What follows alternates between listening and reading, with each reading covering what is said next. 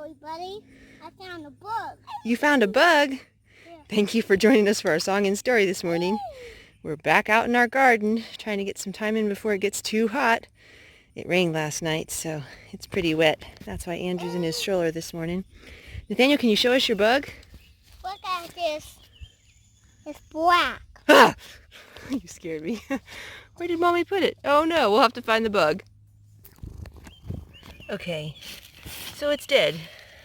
But my mommy Jean just couldn't quite handle a spider this big being put in my hand. Anyway, it's not a black widow, I checked, but it is an awful big spider. So this morning, Nathaniel, we've got a book about friends that I want to read, about a horse who found a friend. And I was thinking that our song we need to do is The More We Get Together. How about that? Does that sound good? We need to do the farmer song again? Okay, well can we do The More We Get Together first? The more we get together, together, together. The more we get together, the happier we'll be. 'Cause your friends are my friends and my friends are your friends. Oh, the more we get together, the happier we'll be. What about working together? Does that make us happy too when we work with Daddy? The more we work together, together, together, the more we work together, the happier we'll be. 'Cause your friends are my friends and my friends are your friends. So the more we work together, the happier we'll be. We love you all. We hope you're having a good day.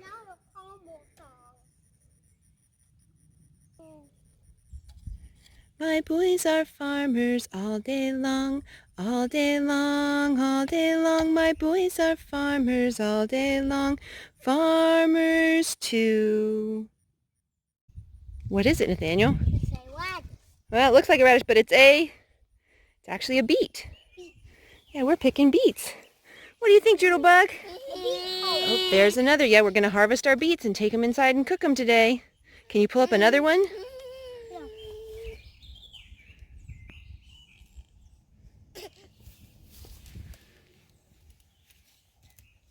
Got to get down close to the ground to pull them up, sweetie.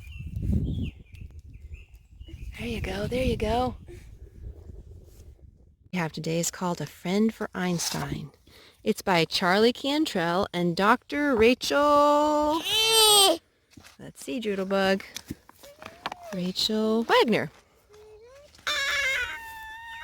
This book is dedicated to fur babies and those who love them. We have our own special fur baby. Thankfully, he's nice and gentle with Andrew.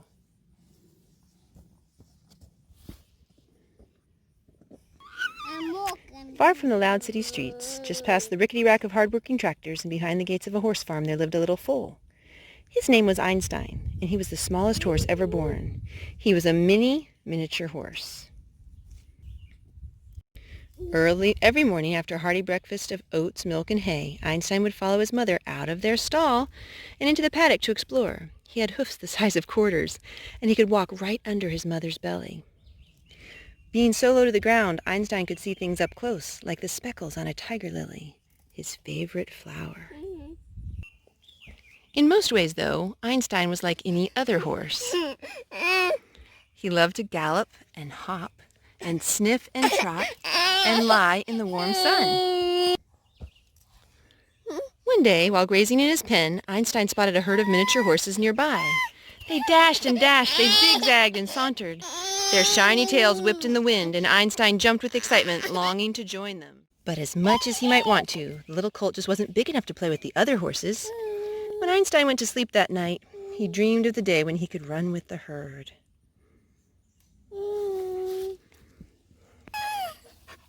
There was no escaping it.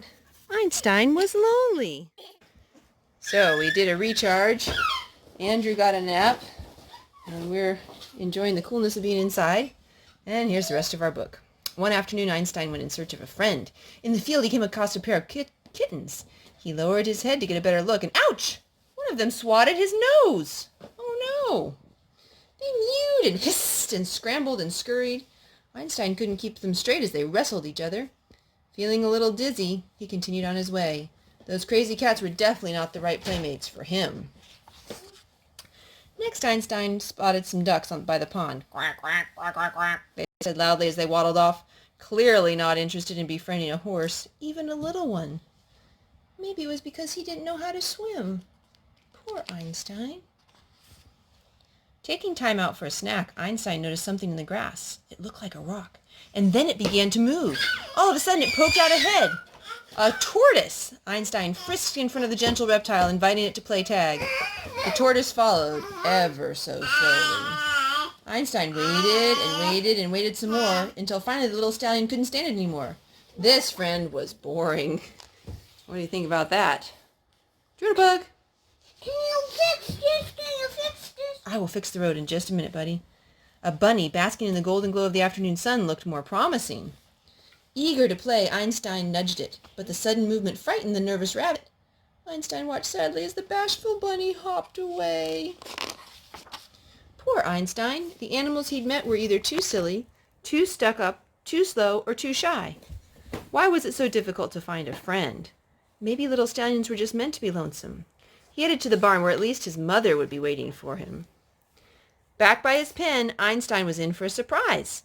An odd-looking creature was poking through the fence. It was a dog with a snub nose, wrinkly eyes, and a head as big as the moon. She didn't have much of a tail, but what she did have was wiggling. Her name was Lily. Lily liked the speckled flower in the pasture.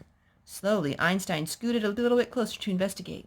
The big dog opened her huge mouth and... slurp! She gave Einstein a big kiss. Aww. That was friendly. Oh, that was friendly. You're right. Einstein pranced from one side of the field to the other, showing Lily how fast she could gallop. Lily joined in, keeping pace perfectly. For the rest of the afternoon, the dog and the horse played tag, rolled in the grass, and loafed around together. It was as if they'd known each other forever. The little horse with a big heart had finally found his friend. When horse lovers Charlie Cantrell and his wife Rachel Wagner received the news that a tiny horse had just been born to champion miniature horses, they knew they had to meet the miniature foal. Sure enough, it was love at first sight, and Charlie bought the horse as a present for Rachel, an experienced rider and owner of a number of horses. 2 weeks after Einstein was born, the Cantrells were shocked to discover a procession of 4,000 visitors, soggy and shivering in the rain, lined up to pay homage to their little horse. Cars were parked all the way to the center of the small New England town, and local police had to shut the roads down a mile from Einstein's barn and turn many more cars away. Some people stood for over an hour just to get a 60-second glimpse of the fast-asleep baby stallion. As Charlie and Rachel greeted the half-mile line of fans from all walks of life, they immediately recognized an unmistakable connection with the crowd. Einstein elicited a feeling of pure joy and remarkable gladness in everyone he touched. The good feeling spread as videos of newborn Einstein swept the internet. Within days, the tiny foal was featured in newspapers, magazines, and television programs as far away as Australia.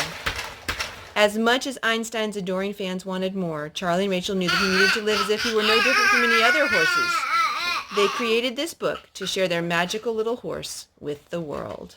How can I open this? A friend for Einstein, the smallest stallion. Much for watching. We hope you enjoyed our song and story. We'll see you next time. Goodbye, goodbye, goodbye. Goodbye, goodbye, goodbye. Come back again. We'll see you soon. Goodbye, goodbye, goodbye. See you tomorrow.